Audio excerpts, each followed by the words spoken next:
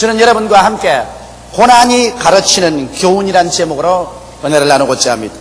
욥은 말하기를 불티가 하늘로 올라감 같이 인생은 고난을 위해서 태어났다고 말했었습니다. 아담의 범죄는 피할 수 없이 인생에게 삼중고의 무거운 형벌을 걸머쥐고 살게 만들어준 것입니다.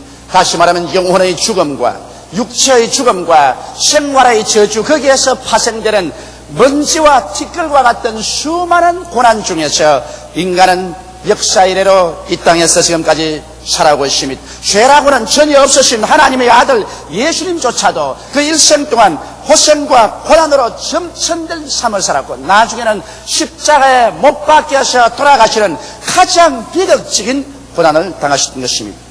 우리들의 삶 속에서 고난은 어쩔 수 없으나 우리들은 그 고난이 우리에게 파괴적이 되게 할 수도 있고 이 고난이 우리에게 위대한 성공과 풍성한 인생 삶을 살아갈 수 있는 안내자로 삼을 수도 있는 것입니다. 고난에 대한 우리 한 사람의 태도야말로 고난을 나의 주인으로 삼을 수도 있고 나의 종으로 삼아서 그를 통하여 위대한 인생을 살아갈 수도 있는 것입니다. 저는 오늘 이 시간에 고난을 오히려 우리의 종으로 삼아서 그를 통하여 우리가 더욱 성공적이고 향상된 삶을 살 수 있는 길을 이끌어드리고자 하는 것입니다. 첫째로 여러분, 우리가 고난을 당할 때 우리는 어떠한 마음의 태도를 가져야 되겠습니까?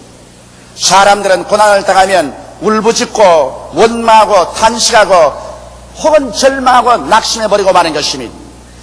이것은 평범한 모든 사람들이 반응하는 고난에 대한 태도인 것입니다. 그러나 우리 주를 사랑하고 예수를 믿는 사람들이 고난이 우리에게 다가올 때 어떠한 삶의 자세와 태도를 취해야 될까요? 성경에는 야고보서에 분명히 말하기를 너희 중에 고난당하는 자가 있느냐? 저는 기도할 것이라고 말한 것입니다. 하나님께서는 우리에게 고난을 허락할 때는 우리가 기도가 부족해서 기도하라고 할 때 고난을 허락한다고 말씀한 것입니다. 오늘날 우리 세상에 너무 바빠서 사업한다고 정치한다고 세상일한다고 육신의 정력과 안목의 정력과 이 세상 자랑에 취해서 떨어져 갈 때 주님께서 이것이 도저히 더 이상 허락할 수 없다는 생각이 들 때 고난을 보내시는 것입니다.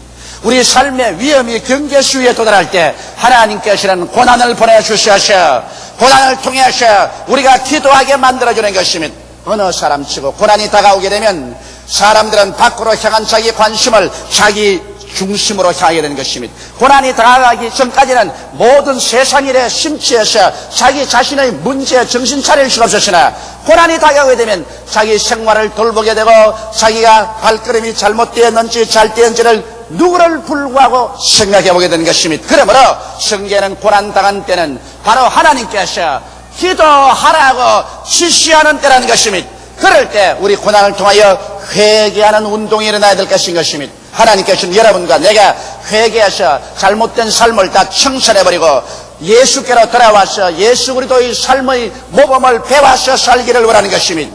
예수님만이 길이요 진리요 생명이기 때문에 예수의 그 길과 그 진리와 그 삶을 쫓아 우리 살아야 되는 것입니다. 시편 34편 18절로 19절에 보면 여호와는 마음이 상한 자에게 가까이 하시고 중심에 통회하는 자를 구원하시는도다. 의인은 고난이 많으나 여호와께서 그 모든 고난에서 건지시는도다라고 말한 것입니다. 이 세상에 사는 동안에 고난을 당하지 않은 사람도 없고 또 의인으로 의롭게 살려면 고난이 많아도 주님께서는 그 모든 고난에서 다 건져주시겠다고 약속하신 것입니다.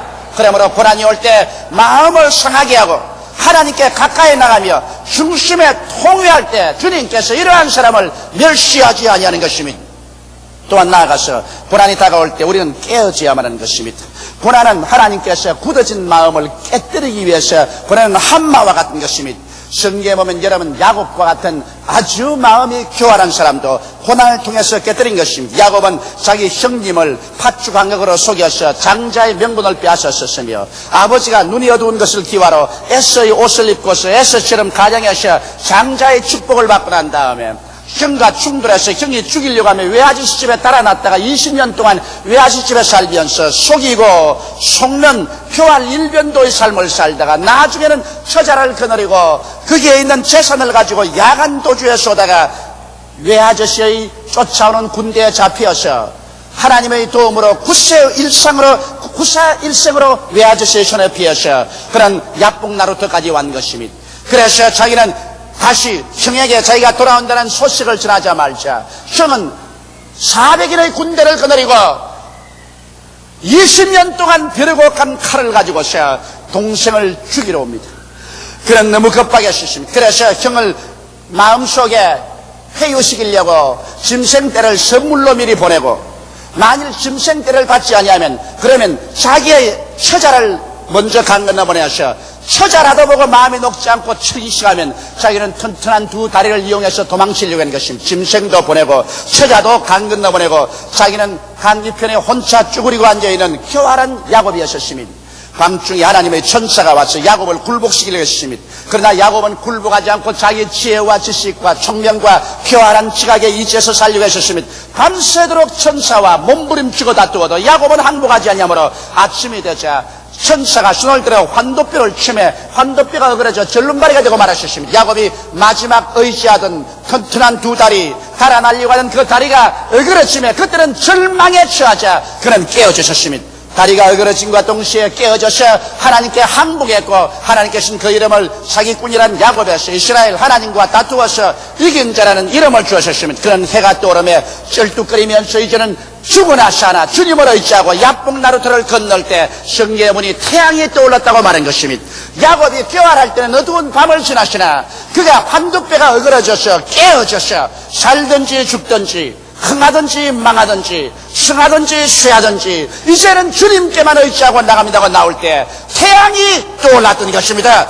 여러분과 나도 우리가 인생의 인간의 수단과 방법을 다 벗어버리고 인간의 의지하던 지팡이를 던져버리고 전폭적으로 주님께 나오면 오늘날 하나님의 성령께서 여러분과 나를 돌보아 주시는 것입니다. 이러므로 우리들은 깨어져야만 하는 것입니다. 하나님께서 시험과 환난과 고난 보낼 때는 여러분과 나의 교만과 오만과 이기주의와 자기 중심을 깨뜨려서 하나님 중심으로 서게 하기 위해서 그렇게 하는 것입니다.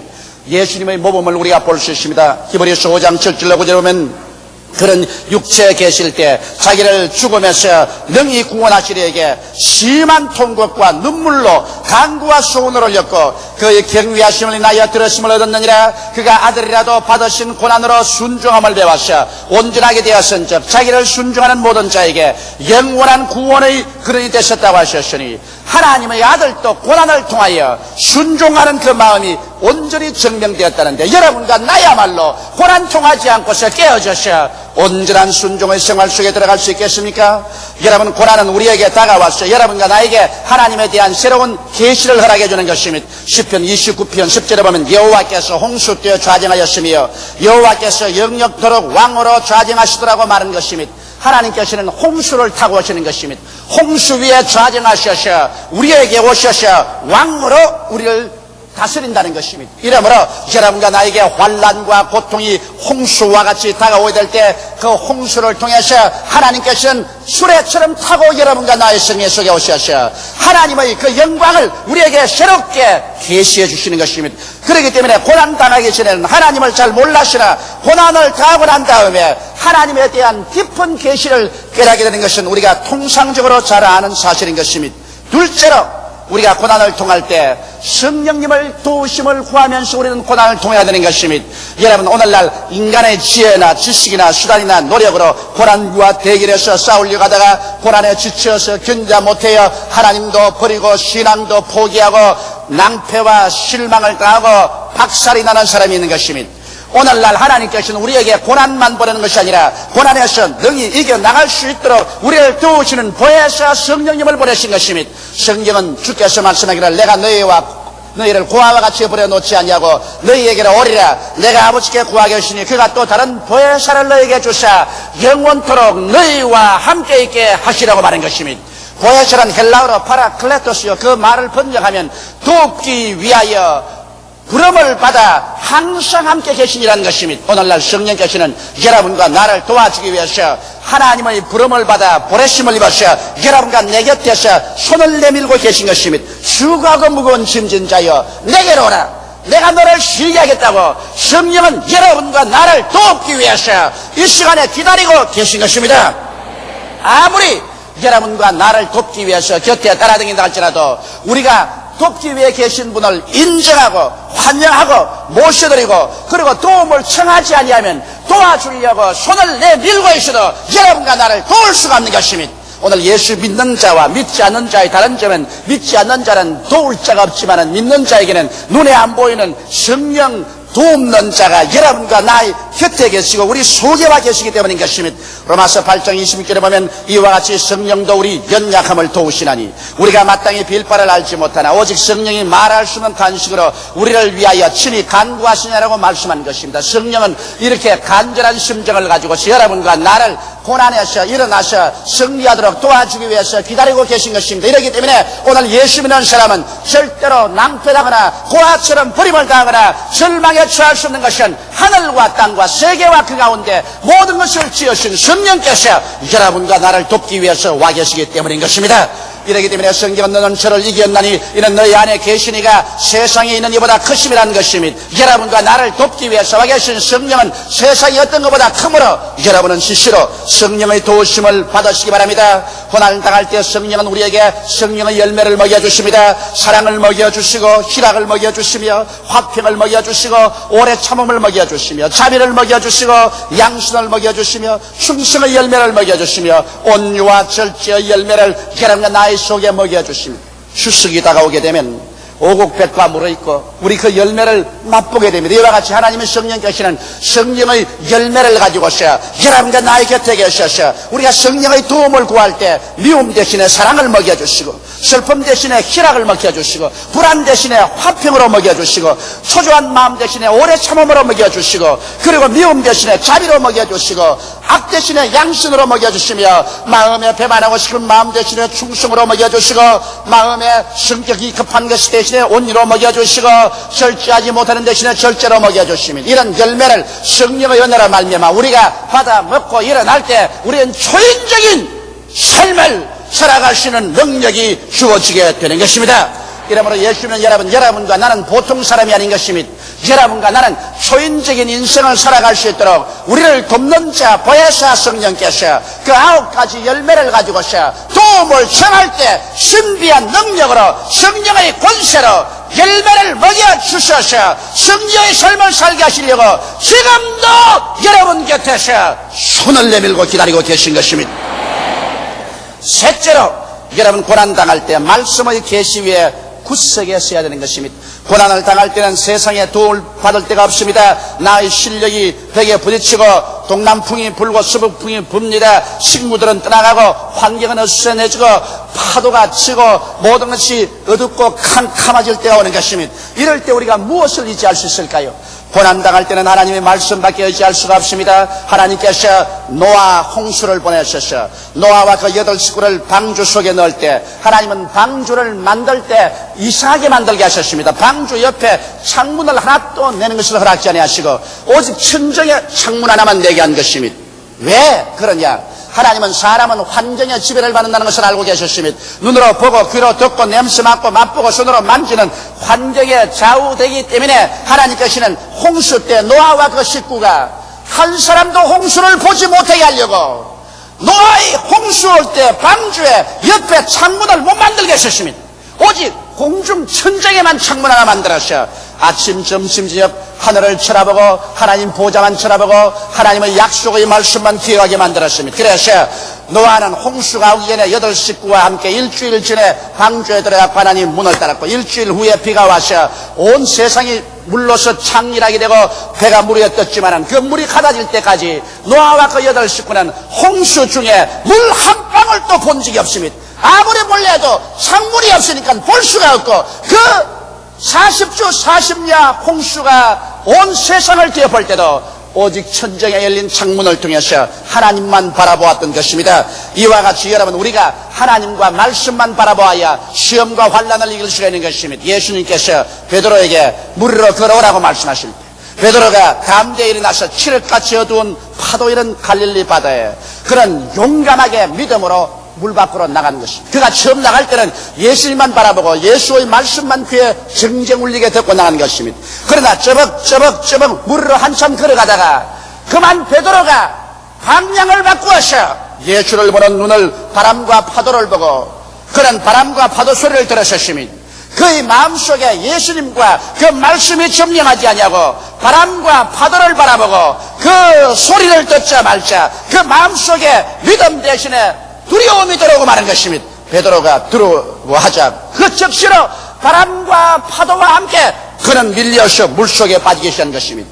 그는 주여 내가 죽나이다고 외칠 때 주님께서 그를 와서 건져주시면서 믿음이 적은 자여 왜 의심하느냐고 하는데 의심이 들어온 이유는 환경을 바라볼 때 의심이 들어옵니다. 성경은 말씀하기를 믿음은 들음에서 나며 들음은 그리스도의 말씀으로 말미암았다고 말씀하는 것입니다. 예수와 말씀을 바라보지 아니하고 환경을 바라보면 두려움이 여러분 마음속에 들어오게 되고 두려움은 믿음의 반대로 우리를 도적질하고 죽이고 멸망시키며 고통을 갖다 주는 것입니다. 이러므로 오늘 이 시간에 여러분께서 위대한 승리의 신앙생활을 하기 위해서는 절대로 하늘 열린 창문인 말씀 중심으로 여러분 바라봐야 되는 것입니다. 눈에는 아무 증거 안 보이고 귀에는 아무 소리 안 들리고 손에는 잡히는 것 없고 내 앞길 칠흑같이 흐르고 파도가 요란스럽게 쳐도 하늘을 향해서 열린 창문인 하나님 말씀을 묵상하고 하나님의 약속 위에 굳세게 서서 그 말씀을 주장하고 그 말씀을 묵상하고 그 말씀을 입으로 시인하고 그 말씀을 따라 나갈 때 하나님의 말씀은 살았고 운동력이 있고 좌우의 날선 어떤 것보다 예리하여 여러분과 나를 위해서 위대한 일을 이루어 주시는 것입니다. 저 하늘이 무너지고 이 땅이 꺼져도 하나님의 약속의 말씀만은 1.1핵도 변화되지 않습니다. 이러므로 역사와 운명의 주장자이신 하나님께서 이 말씀을 통해서 여러분과 나를 붙들어 주기 때문에 환난과 시련 통할 때 말씀의 계시 위에 굳세게 서는 여러분 되시기를 주의 이름으로 축원합니다. 넷째로 여러분께서 고난당할 때 마음속에 슬퍼 탄식하지 말고 기뻐하시기 바랍니다. 성경 말씀하기를 항상 기뻐하라 쉬지 말고 기도하라 범사에 감사하라고 했지만은 우리가 항상 마음속에 기뻐한다는 것은 밝고 맑고 환한 마음의 긍정적인 기대를 가지는 것을 말하는 것입니다. 사람이 절망이 다가올 걸 알고 있으면 기뻐할 수 없습니다. 우리가 기뻐한다는 것은 로마서 8장 28절을 믿기 때문인 것입니다. 하나님을 사랑하는 자 곧 그 뜻대로 부르심을 입은 자들에게는 모든 것이 합력하여 좋은 일도 합력하고 나쁜 일도 합력하고 성공도 합력하고 실패도 합력하고 건강도 합력하고 병드는 것도 합력하고 그래서 모든 것이 합력하여 선을 이룰 것을 우리가 믿을 때 고난당할 때 기뻐할 수가 있는 것입니다. 지금은 내가 잠시 고난과 환난의 소용돌이 속에 있지만은 얼마 있지 않아 이것이 합동하여 유익이 되어 나올 것을 우리가 알기 때문에 기뻐할 수 있는 것입니다. 술을 놓는 자매님이 술을 한참 놓을 때 그 뒷면에 보면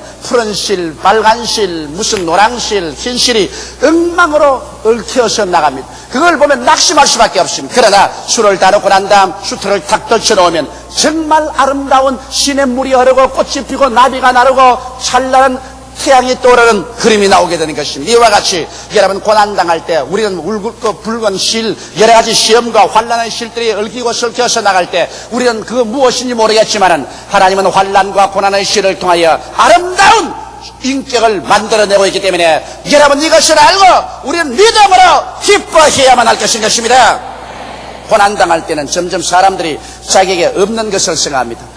이제는 희망도 없다, 친구도 없어졌다, 돈도 없어졌다, 지위도 없다, 건강도 없어졌다, 사랑도 없어졌다, 없는 것을 생각합니다. 그러나 여러분 우리 예수 믿는 사람은 환난 당할 때 없는 것을 생각하지 말고 있는 것을 생각해야 되는 것입니다. 우리는 하나님 아버지가 계신 것을 생각해야 되고 그 아들 예수님 구원이 있는 것을 생각해야 되고 성령 보혜사가 계신 것을 생각해야 되고 내가 영생을 얻은 것을 생각하고 성령을 충만히 받은 것을 생각하고 그리고 죄사함 받은 것을 생각하고 내 앞길에 천국의 영광이 있는 것을 생각해야 되는 것입니다.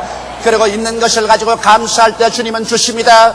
촛불을 보고 감사하는 자는 전등불을 주시고 전등불을 보고 감사하는 자들에게는 달을 주시고 달을 보고 감사하면 태양을 주시고 태양을 보고 감사하는 자에게는 하나님께서 천국을 주시는 것입니다. 그러나 원망과 불평하는 사람은 하나님께서 있는 것조차 빼앗아버리고 마는 것입니다.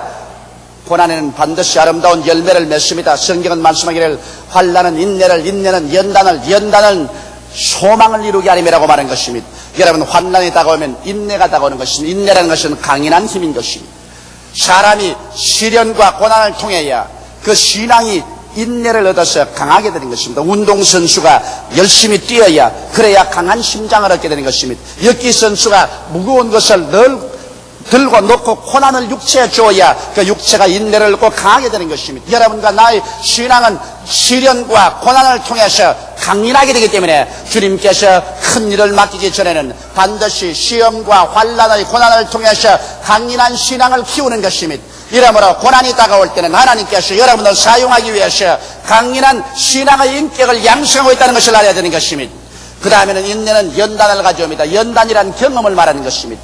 여러분, 우리가 일선에 나가기 전에 군대에 나가면 훈련소에서 굉장한 연단을 시킵니다. 포복을 하고 산 위에 뛰어 올라가고 참호 속에 뛰어 들어가고 뒹굴고 총을 쏘고 이런 연단을 통해서 경험을 얻어 놓으면 그 사람 일선에 가서 전쟁 났을 때 죽지 아니할 확률이 많습니다. 이와 같이 여러분, 하나님께서는 고난을 통해서 여러분과 나에게 많은 경험을 쌓게 하심으로 말미암아 나중에 더 어려운 일이 다가와도 이를 능히 감내하고 이겨 나갈 수 있는 실력자가 되게 만들어주는 것입니다. 그러고 난 다음 경험을 많이 얻으면 그 다음에는 소망을 주시는 것입니다. 환난은 인내를, 인내는 연단을, 연단은 소망을 주십니다. 소망에는 뭐냐? 이렇게 해서 연단되고 그러고 힘있는 신앙을 가진 사람에게는 주님께서 더 나은 소망을 주는 것입니다. 내일은 오늘보다, 다음 달은 금번달보다, 명년은 금년보다 영원히 잘됨같이 범사에 잘되며 강건하고 생명을 얻되 더 풍성하게 얻는 소망으로 채워주시는 것입니다. 나는 신학교 졸업하는 학생들이 제게 와서 한 번씩 인터뷰하기를 다 원하는 것을 알고 있습니다. 그리고 그들이 큰 청문회 꿈을 갖고서 우리도 나중에 순복음 중앙교회와 같이 큰 교회를 세워서 목회하겠다고 아주 마음속에 각오를 합니다. 나는 그런 각오를 다 갖기를 원합니다. 왜냐하면 꿈이 없는 백성은 망하기 때문에 젊은이들이 모두 다 그러한 놀라운 꿈을 갖기를 원하는 것입니다. 그러나 제가 한마디 말씀드리고 싶은 것은 순복음 중앙교회 같은 큰 교회 목회를 하기 전에 우리 주님께서는 이러한 목회를 감당할 수 있도록 하기 위해서 수많은 고난과 환난을 통하게 한다는 것을 알아야만 하는 것입니다. 고난의 밥을 먹게 하고 환난의 눈물을 울게 하고 잠 못 이루는 밤에 몸부림치게 하고 이래서 고난을 통해서 인내를 배우게 하고 인내를 통해서 연단을 시키고 연단을 시키고 난 다음에 이와 같이 교회가 성장하고 발전하게 만들어주는 것입니다. 이러므로 이 고난의 대가를 지불하지 아니하고서 큰 교회를 세운다는 것은 증언할 수가 없는 것입니다. 나는 솔직한 인간으로서의 고백입니다. 내가 지금까지 25년을 겪어온 이 과거를 다 알고 난 다음에 현재 하나님께서 재출발시켜서 너 다시 25년의 길을 걸어오면서 지금과 같은 큰 교회를 세우러 간다면 저는 하나님께 무릎을 꿇어 빌고 날 대신 다른 사람을 세우십시오. 나는 조그마한 그릇에 조그만 집 먹고 그리고 천당 갈랍니다. 그렇게 말하고 말 것입니다. 왜? 걸어온 길을 돌아볼 때 원망할 거 후회할 것은 없지만은 너무나 많은 시험과 환난, 죽음의 고비, 환두뼈가 어그러지는 체험을 했기 때문에 다시 이 길을 돌이켜 걸어오고 싶은 생각은 조금도 없습니다.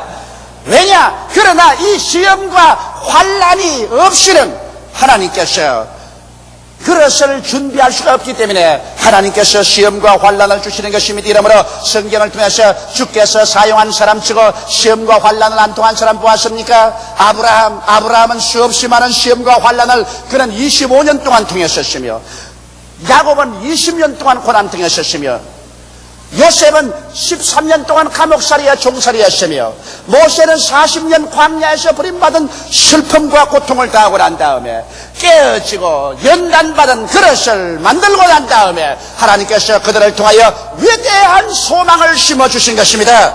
사랑하는 성도 여러분, 그러므로 여러분에게 여러 가지 시험과 환난과 고난 다가올 때 나는 버림받았다, 나는 절망이다, 죽었다고 말하지 마십시오. 하나님께서는 여러분과 나에게 더 위대한 소망을 창조하기 위해서 그릇을 준비하고 계신 것입니다. 그렇기 때문에 고난 당할 때 낙심하지 말고 즐거움으로 받아들이시기 바랍니다. 저는 저희 신앙생활을 통하여 과거를 돌아볼 때 가장 추억되고 그 결과적으로 가장 유익을 가져온 때가 고난을 잘 통과했을 때인 것입니다. 고난만큼 저희 인생을 새롭게 하고 발전시키고 더욱 성화시키고 승리있게 한 것은 없었습니다. 이러므로 고난은 여러분과 나를 멸하려는 것이 아니라 여러분과 나에게 더 위대한 삶을 형성시키기 위해서 도우기 위해서 보낸 종에 불과하다는 것을 알게 되시기를 주님의 이름으로 축원합니다. 다 같이 고개 숙여 기도드리겠습니다. 사랑이 많으시고 거룩하신 아버지 하나님, 이 세상에 태어나서 사는 사람치고 고난을 당하지 않은 사람은 없습니다. 더구나 예수 믿는 사람이 고난을 당하지 않으면 그는 사생자요 버림받은 자인 것입니다. 하나님께서는 받으시는 자식마다 채찍질한다고 하셨습니다. 사랑이 많으시고 거룩하신 아버지 하나님이시여, 그러므로 오늘 이 시간 제2부 예배 출석한 우리 성도들 도와주셔서 고난당할 때 회개하는 기회로 삼게 도와주시옵시고, 깨어지는 기회 삼게 도와주시옵시고, 더 위대한 하나님을 체험하는 기회로 삼게 하여 주시옵기 간절히 기도합니다.